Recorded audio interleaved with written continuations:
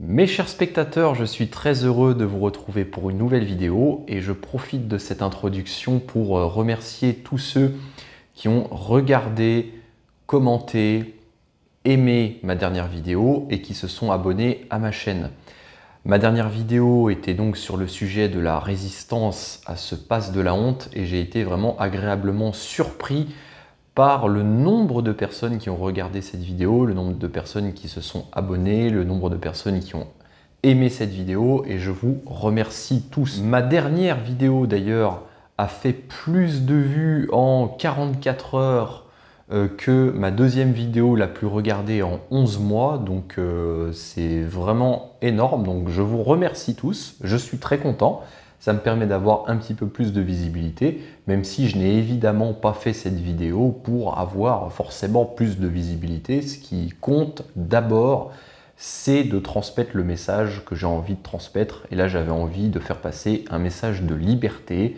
J'avais envie de soutenir aussi les gens psychologiquement, les gens qui ne sont pas d'accord avec ce qui se passe en ce moment en République. Et je pense que ce message est passé. J'ai donné aussi quelques petites pistes de réflexion, quelques petites solutions envisageables pour sortir de cet enfer. Et aujourd'hui, nous sommes le 21 juillet au moment où j'enregistre cette vidéo. Donc elle sera postée quelques jours plus tard, le temps que je fasse le montage, que je la mette en ligne, etc. Et donc le 20 juillet, c'est aujourd'hui que, en théorie, le pass de la honte doit être mis en place dans les lieux rassemblant plus de 50 personnes et notamment les salles de sport. Alors j'ai déjà vu que certaines structures avaient décidé de placer une jauge à 50 personnes maximum ou 49 personnes pour éviter de demander le pass aux adhérents, donc ça c'est très bien. Mais j'ai aussi vu une vidéo récemment dans laquelle j'entendais que c'était aussi calculé en fonction de la capacité d'accueil. Et donc si vous avez une très grande structure avec une très grosse capacité d'accueil, et bien même si vous placez une jauge en dessous des 50, d'après la personne qui parlait, et bien vous pouviez être embêté. Alors je ne sais pas ce qu'il en est.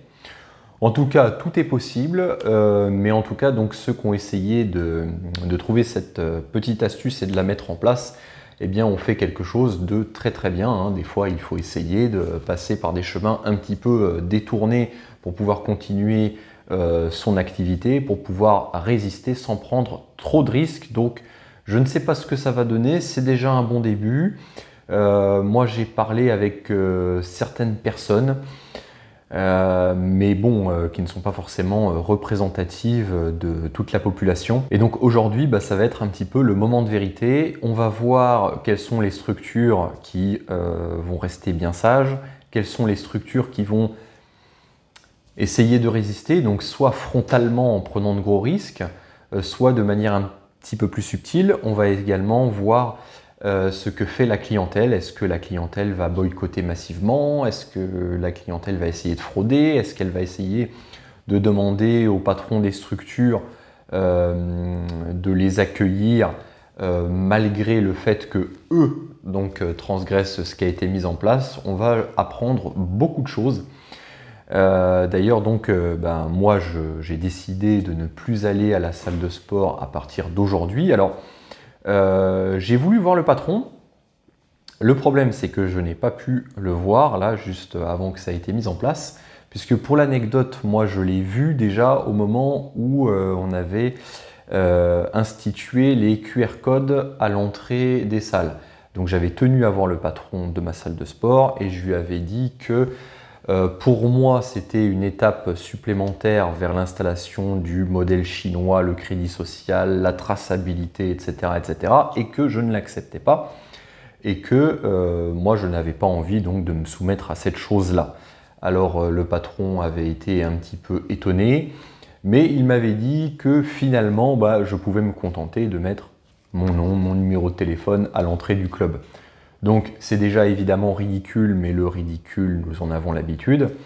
Ridicule pourquoi? Tout simplement parce que déjà dans les salles de sport, dans l'immense majorité des salles de sport, il nous faut passer notre badge, notre carte d'adhérents pour rentrer et tout est déjà mentionné, donc nous sommes déjà tracés. En plus, je dois prendre l'autoroute pour y aller, hein, pour gagner du temps, donc je suis tracé, nous sommes de toute façon toujours tracés, mais pour l'État, ça ne suffit jamais, il faut toujours aller de plus en plus loin dans le traçage et la domination.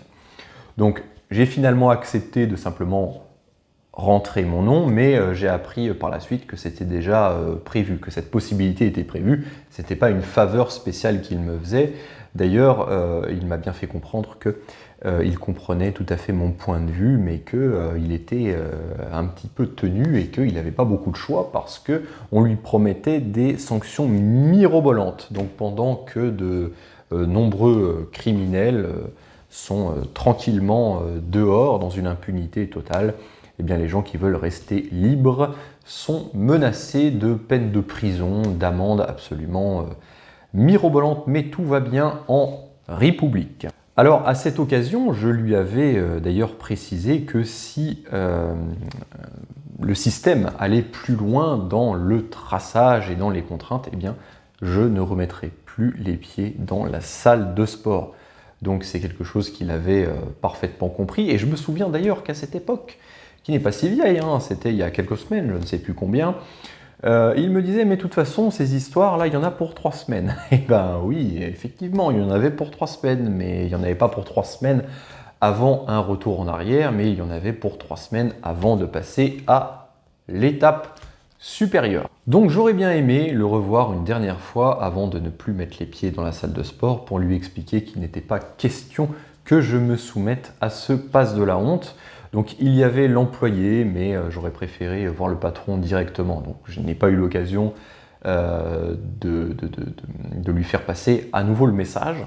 Alors ce qu'il y a, c'est que je connais quelqu'un qui dispose d'un pass sanitaire qui va me dire comment ça se passe à la salle de sport. Et donc je vais savoir s'il y a un boycott massif, je vais savoir si la salle est pleine à craquer comme d'habitude, je vais savoir si la salle de sport surveille les passes sanitaires, s'il y a des récalcitrants, etc. Je vais apprendre beaucoup de choses et donc je ne vous en ferai pas parce que c'est toujours très intéressant de savoir comment ça se passe sur le terrain. Donc je vous tiendrai informé de tout ça. Alors aujourd'hui, j'enregistre cette vidéo pour réitérer, on va dire, toutes les bonnes ondes pour faire en sorte que vous ayez toujours cette combativité. Si vous n'êtes pas d'accord avec ce qui se passe, sachez que vous n'êtes pas seul et que nous voulons continuer à nous battre pour la liberté et que nous avons une dignité et que nous préférons perdre beaucoup de choses à condition de garder notre dignité. Je ne perdrai pas ma dignité pour aller boire un café en terrasse, je ne perdrai pas ma dignité pour aller au restaurant et je ne perdrai pas ma dignité pour être musclé. D'ailleurs, on voit beaucoup de gens très musclés qui essaient de se sentir virils en développant leur corps, mais qui par contre, quand il s'agit de faire un tout petit peu de résistance face à des lois iniques, eh bien, font preuve d'une totale soumission. Alors aujourd'hui, j'avais quand même envie de vous partager le questionnement, l'un des questionnements que j'ai, à savoir pourquoi est-ce qu'il y a une telle timidité des personnes qui n'osent pas trop s'exprimer, notamment dans le domaine public. Ça, je le constate beaucoup. D'ailleurs, il y a un réseau social sur lequel on le constate plus qu'ailleurs, c'est Instagram.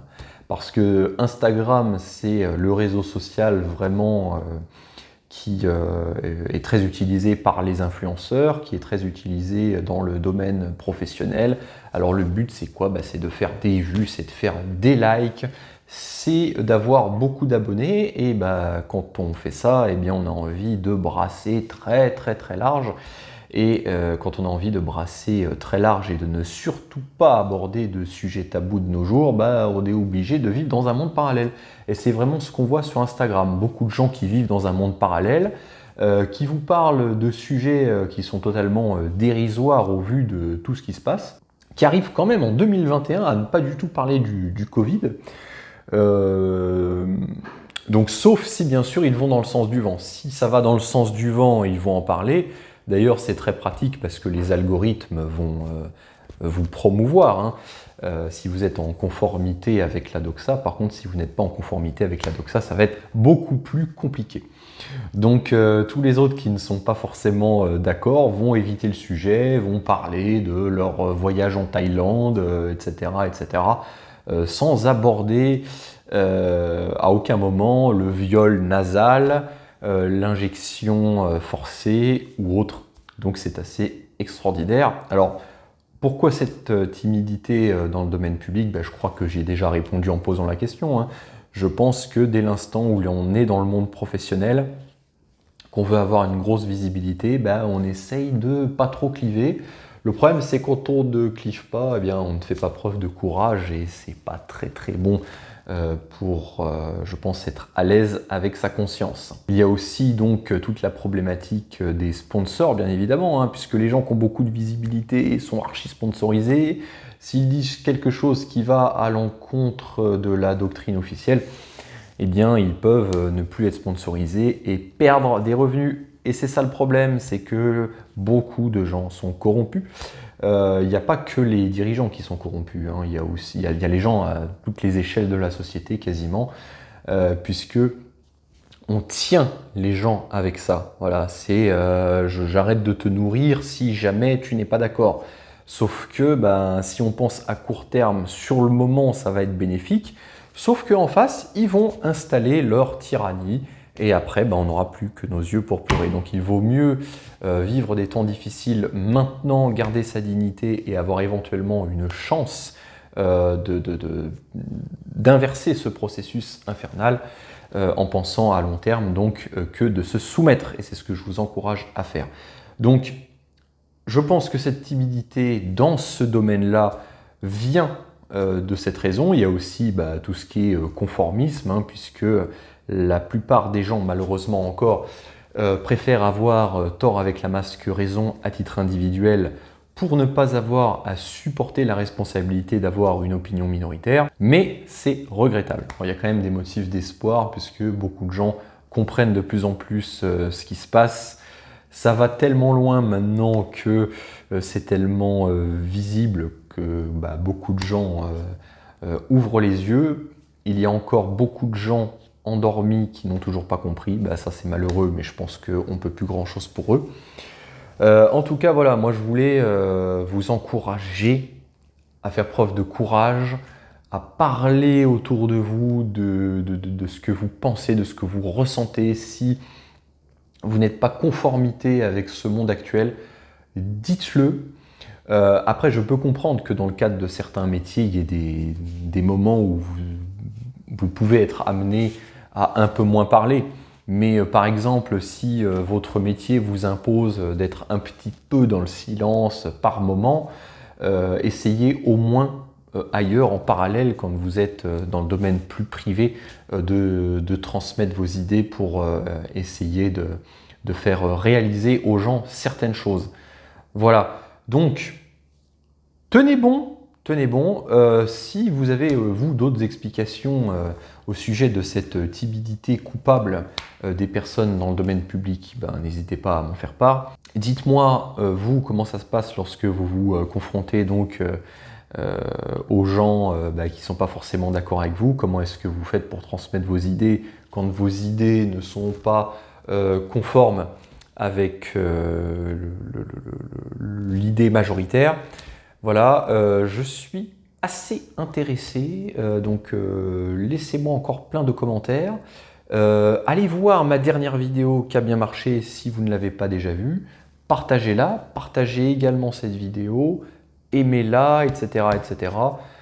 Faites tourner, je vais être amené à parler encore de beaucoup de sujets, donc forcément liés à cette activité. Et comme je suis moi dans le domaine du fitness, je vais aussi parler de tout ce qui est en lien avec le fitness.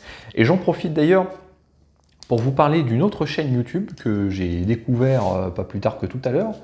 C'est Be Better. Donc c'est de l'anglais, BE plus loin, BE2TER. Et j'avais envie de parler d'eux tout simplement parce que c'est des gens qui, comme moi, donc sont, je crois qu'ils sont deux, il me semble, hein. J'ai vu que 2 vidéos pour l'instant, j'ai toujours vu la même personne, mais sur la photo de leur profil de chaîne, je vois 2 personnes.